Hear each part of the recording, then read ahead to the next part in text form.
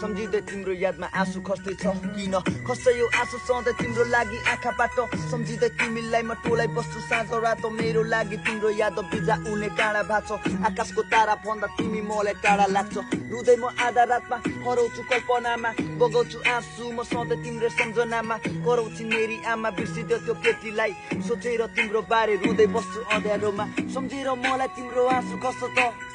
मेरो त आँखाबाट आँसु बग्दैछ माछा यो पानी बिना बाँच्न सक्छ र आँखाको आँसु लुकाइ हाँस्न खोज्छु म भन्छ मुटुमा बस्दा मान्छे प्यारो हुन्छ रे म